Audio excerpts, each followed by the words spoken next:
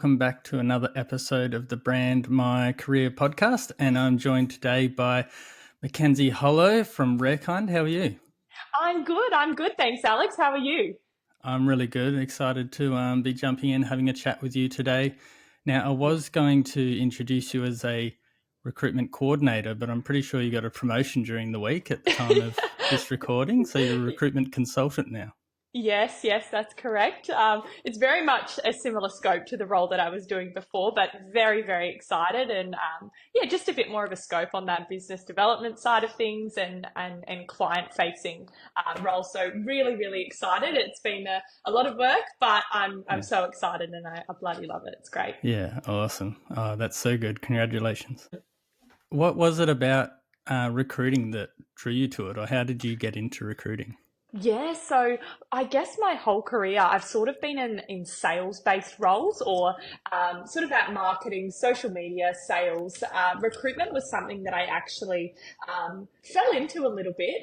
It wasn't something that I'd ever trajected for my career. I thought that I'd be a psychologist actually. And yeah, it's just something that, you're dealing with people every day, you're connecting with people. And the moment that I fell into it and I realized it was all about that relationship building, conversations with people, dealing with people, I just love it. It's very me. So yeah, I did sort of fall into it, but I've always been in that sales marketing sort of career anyway. Yeah, awesome. What was it that made you think you were going to be a psychologist?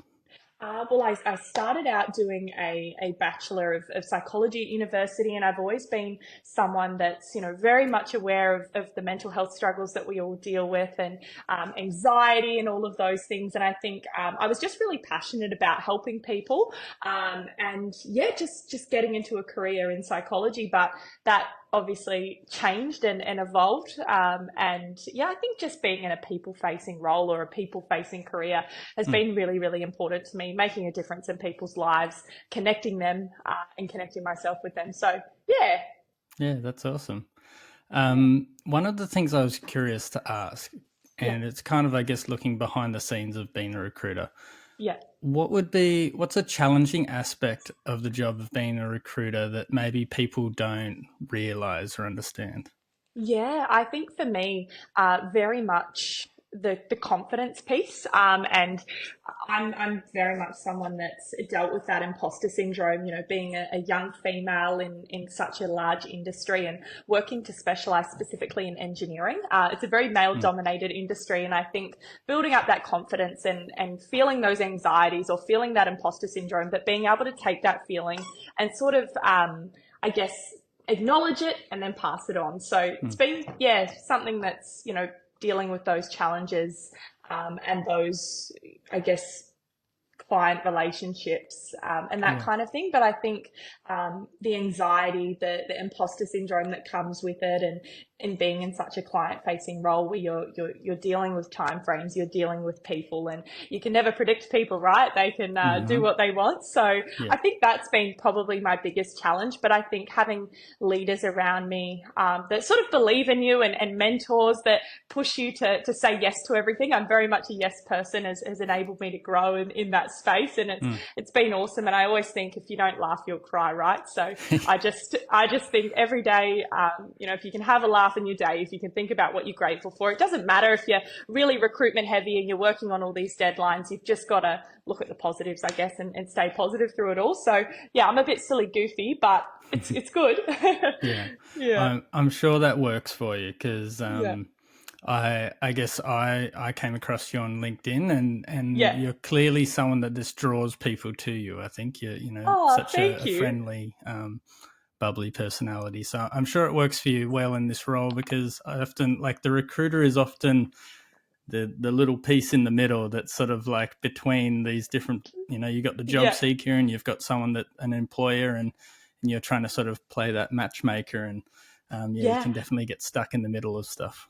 100%. And I think, that authenticity piece as well, just going in there, not putting pressure on yourself, being yourself, I think has been a really good point. Asking my candidates, about their family life, about their personal life, getting to know them on that personal level while staying professional and just being myself, having a laugh with them. I think they really appreciate it. And yeah, I love it. It's awesome. Yeah, that's Yeah. great. And you mentioned there around the engineering industry, and it is Yeah. quite heavily male dominated. Yeah.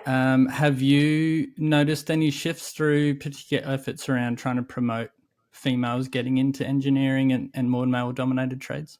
Yeah, for sure. I guess we've seen a real push in females entering the workforce in trades, and engineering is very much something that, from a design perspective, there have been a lot of female engineers sort of come into the market. But what I really like to see is a lot of our large scale clients are having a push or really promoting bringing females into that industry. And I think it's something that's really close to my heart and very special to me, but I think it's super inspiring. You know, it's very much that male dominated, get your hands dirty sort of industry. So to have females working across that space is just awesome. But there has been a real shift, you know, as the millennials and the Gen Zs come through. And yeah, I think it's just a push to, you know, keep that really open and make people feel really comfortable to get involved and get into the industry. But definitely seeing such a shift in our clients, which is really awesome to see, and it's something I'm super passionate about. Yeah.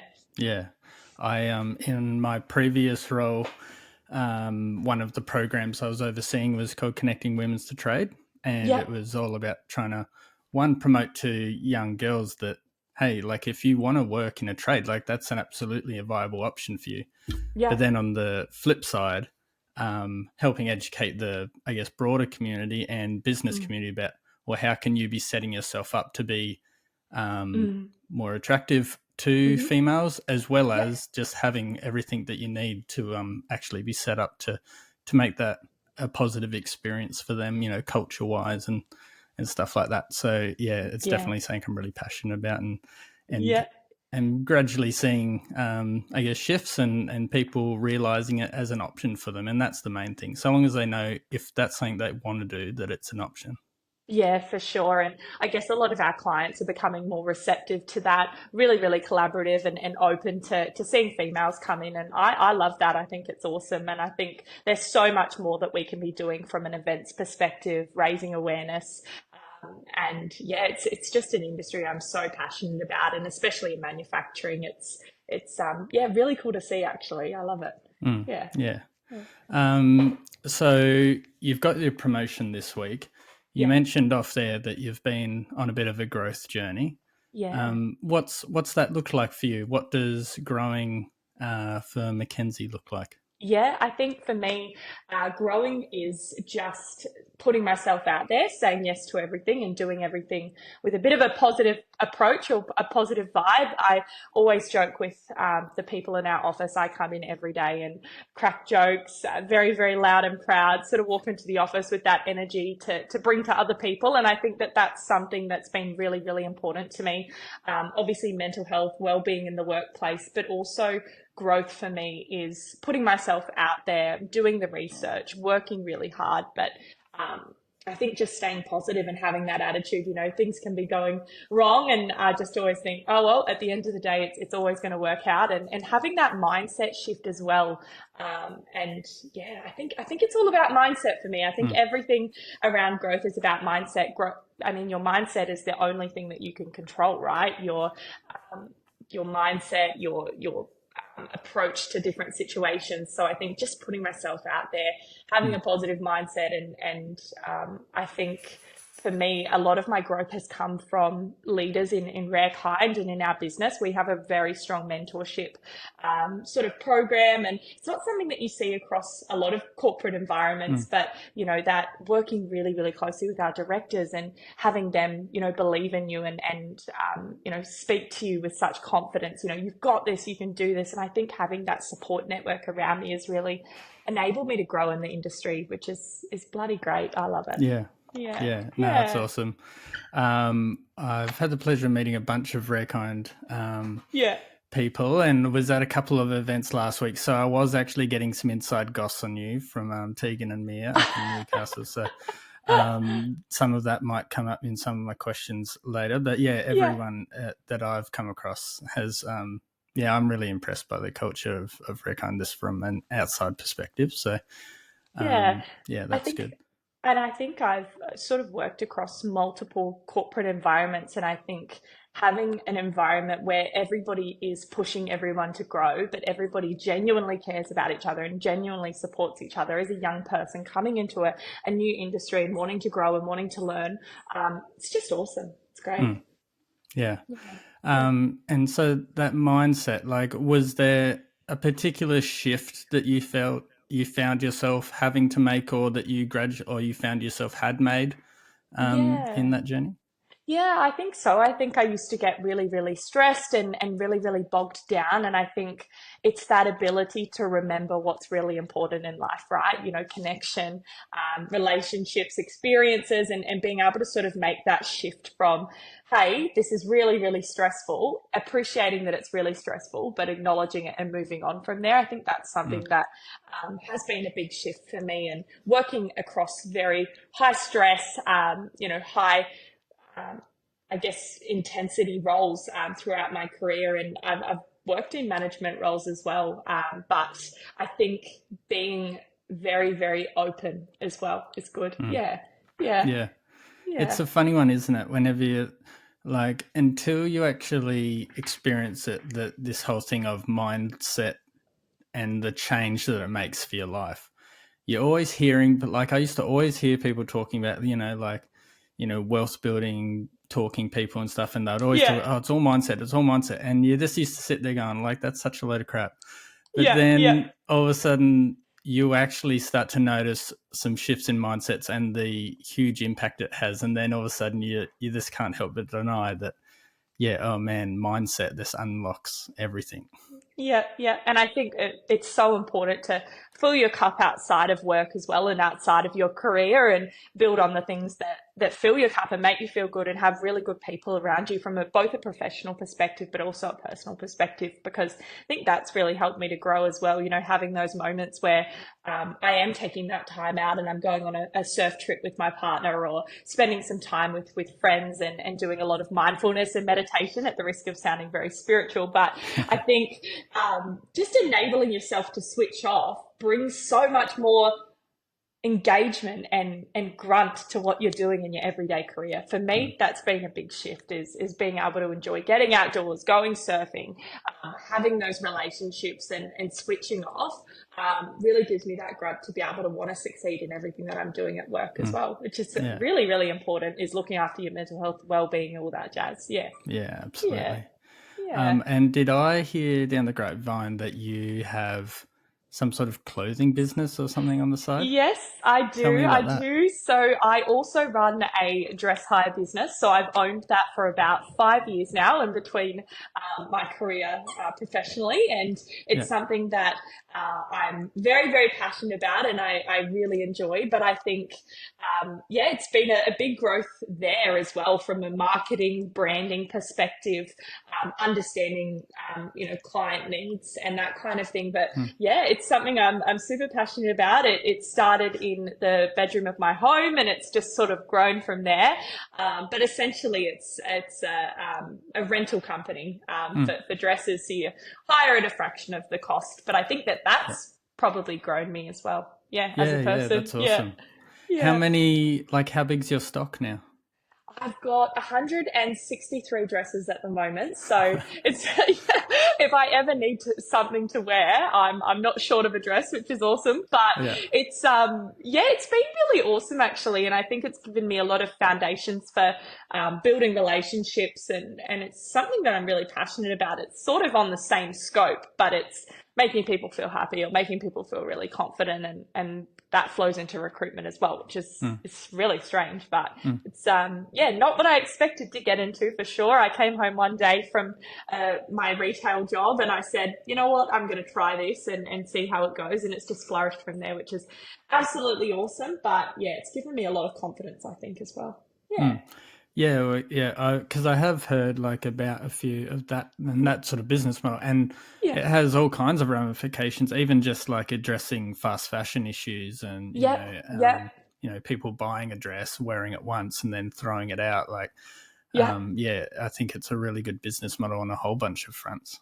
Yeah, and I think supporting that Australian designers and Australian fashion as well is really awesome. Most of the stock that we have in that business is very much Australian designers, Australian business, Australian labels, which is really cool to see. And I think it was just such an awesome moment for me when I first started posting them all around Australia. So Adelaide, Melbourne, Gold Coast, and I just thought, this is really cool. This is awesome. Why do they want to wear my clothes? But no, it's really cool. I love it. It's great. Yeah. And what's the name of it? Dollface Hire. Yeah. Dollface Hire. Yeah. So awesome. We have a website and we're on Instagram as well. But that social media presence and personal branding on Instagram and I guess that personal brand has really been awesome as well. So yeah, it's crazy how much branding impacts business these days. It's good to see. I like it. It's something I'm passionate about. yeah, absolutely. Yeah. It's everything. It's like in a world where there's just so much information out there. It's like however we can find a way to connect with people on a more intimate and personable level allows us to make that connection. And it's a big focus of mine in this podcast is also how we're building our brand is through the career that we have and the way that we approach our career and the way we show up at work, the way we walk through the door of the office and hype everyone up. That's your brand, Hype Girl. No, I love it. I love being a hype girl. And I think something that is so important to me is that, I'm making a difference in people's days, or even if it's just a 5-minute laugh or a 5-minute joke, having myself as the face, I guess, of the business that I'm running, but trying to build my personal brand from a corporate perspective as well. I just want people to sort of be able to have a laugh, even if it's 5 seconds of their day. And it's really, really important for me to be, I guess, remembered like that. I don't know. I think it's cool. So it's a big goal of mine. So love it. Yeah, awesome. Yeah. What would you say are some of the key skills for a recruiter? If someone was going to get into recruiting, what are the key skills that they would need? Yeah, I think just the ability to be really, really agile. I think if you're a people person, you enjoy talking to people, dealing with people, and you're able to be really agile, and I think have that mental focus to not get caught up if things are not quite going your way, because you're dealing with people, right? You can't control people. I know a lot of recruiters say people all the time, but it really is people are the foundation of everything we do, and you can't control people. You can only control your mindset. So I think that mental health side of things is really strong. But I think the ability to be agile, the ability to build relationships, and I think something that one of my team members has as well, which is really great, is that fearlessness. I love that adjective, to be fearless, to be confident. You're sometimes going into a room and networking with people that you don't know, and they're really smart. And I think it's just knowing that you have a place at every table and being able to, confidently go up to people and have that conversation and, do your research. But that's from a woo-woo sort of a spec, but there's obviously a lot of admin and research and writing that goes with it as well. But I think it's just that people-centric focus and being really confident and backing yourself, and that ability to network and just chat with people. It's been a big one. Yeah. Yeah, networking huge, and particularly I think for recruiting, it's like what percentage of your week would be networking and this being out connecting in the community? Yeah, so a pretty big part of my week is involved in networking, getting out to clients. Something that I've grown a new love for very recently, actually. It was something that I found really daunting at the start of my recruitment career. You're rocking up to an event or a client, and you sort of think, what value can I bring to you? Or are you gonna, think I'm silly or not say the right things? But I think just taking away that pressure, and a lot of what I do is getting out on the road, visiting clients, going to events, networking with people. So it's, I guess, more so in my new role, where I'm running a lot more business development for Rarekind and promoting that sort of growth and getting out there and winning the work, finding the work. I think a large part of my role is doing that, but just showing up every day. And it doesn't happen overnight, but I just think it's something I just love being involved in. Yeah.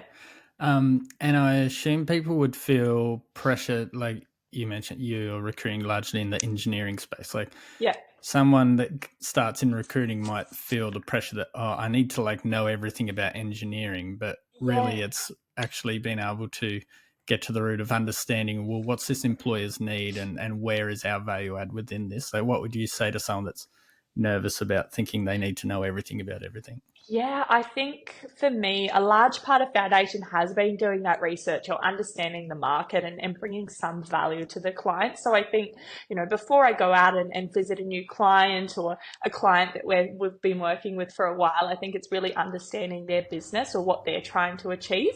But I think it's, just doing the research, but at the same time, we're all human, and I found that authenticity shows up a lot more, and I get a lot more out of walking into a room and being really authentic and trying to build that relationship rather than walking into a room and trying to be overly professional or someone that I'm not, or spit all these facts out. I think that there is an underlying fundamental of engineering recruitment and the market and the roles that you're working on that are really great to understand, and I think that that's something that I'm passionate about. So it's come maybe quite easy to want to look at that a bit more in the market, but I think it really is just that authenticity, building relationships, doing a bit of research before you are getting in front of someone about what they do, so you can ask those questions and be really interested in what they have to say as well. So yeah, it's been a big one for me. It's no one comes into recruitment in a specialization and goes, hey, I know everything about engineering. So it's always going to be a learning game. I feel like I'll be learning engineering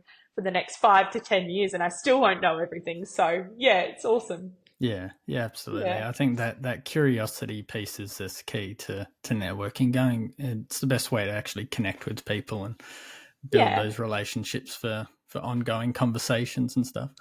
So you mentioned the market. What are the major challenges, I guess, in the recruitment market right now? Yeah, I think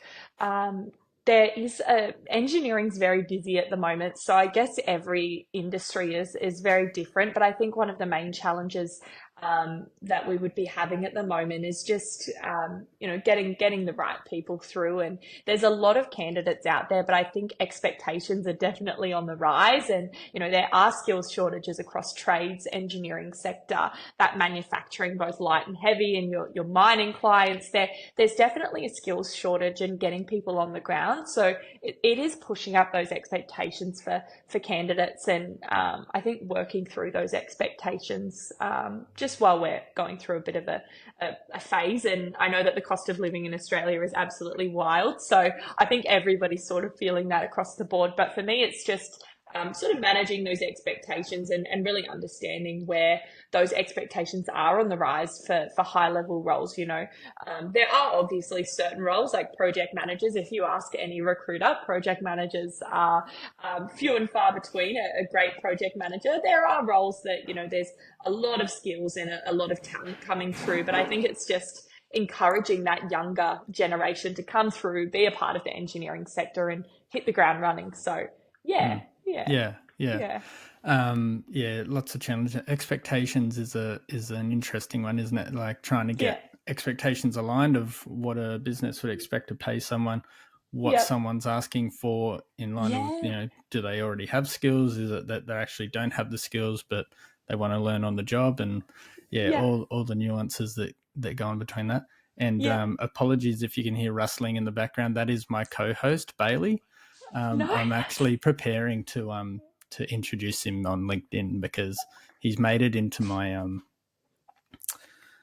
subtitles a few times. No, that's okay. That's really exciting. Congratulations. That's awesome. That growth.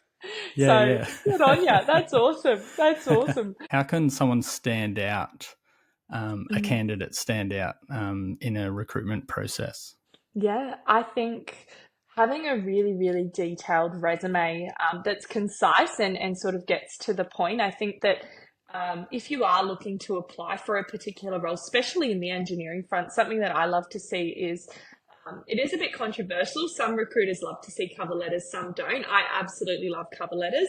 I think that they talk to the exact requirements of the job because, sometimes you're not able to get everything that might be required for that role on your resume. So I think just, broadening out your resume, having a really detailed resume. And I just love the connection-based stuff as well. A lot of the candidates that I deal with on a day-to-day basis or catch up for a coffee with and build that relationship with, they may not be right for any of the roles that we have now, but it's something that's really important to me to build those relationships with talent across the sector, because, there might be an opportunity that comes up in 6 months' time or 12 months' time, and it's absolutely perfect for them. It's everything that they've wanted, and you can connect them into that. So I think, if you're working in the engineering industry or any industry at that, building relationships with recruiters, I absolutely love that. I think it's awesome, but not the generic, hey, here's my resume, but really sort of building that connection, because we love it and I love it, and building relationships with candidates is something that's really important to me. So putting a bit of a value add spin, reaching out on LinkedIn, building that relationship, because when we get a role come in, there might be 100 applicants and you're, looking to, fill one place in the role. And I think it's creating that value add, creating that point of difference to then be thought of for opportunities that may not even be advertised yet. Something I'm really passionate about. Not every answer would be the same there, but I love it. I think it's great. Yeah. So you would recommend someone reach out? Say, hey, could we catch up and just meet each other and understand what each other does? And, they might not even be looking, but at least now there's an established relationship there that there can be a conversation ongoing. Yeah, and creating that. And I think from what I hear back in the day, it was very much people would stay in the same role from fresh graduate all the way through to their retirement phase. And there's a lot more jumping and changing, and that sort of leapfrog approach to careers and different roles, I guess, with expectations on the rise and that kind of thing. So I think, people are just really aware of that now, and being able to establish that relationship with the recruiter just opens their doors a little bit more, which is awesome to see. I love it. Yeah, awesome. So if someone wanted to get in touch with you, Mackenzie, how would they do that? Yeah, just reach out on LinkedIn. I am pretty active on LinkedIn. So, just reaching out on LinkedIn, grabbing a coffee, initiating that first stage, sending a text, giving them a buzz. But I think, that's probably, the best way. But, just establishing that initial connection with a recruiter can open up so many doors that you didn't even know were there before. So, Yeah. Awesome. Well, thanks so much for coming on today. It's been really fun chatting. No worries. Thank you so much, Alex. You're an absolute legend. And thanks for having me. I did think to myself, what do people want to know about me? But no, it's really, really good. And I'm wanting to say yes to everything. So, awesome. Yes. They want to know where to go to hire a dress. Yes. Everybody here wants to know where. Dollface hire. Awesome. Thanks, Kenzie. No worries. Thanks, Alex.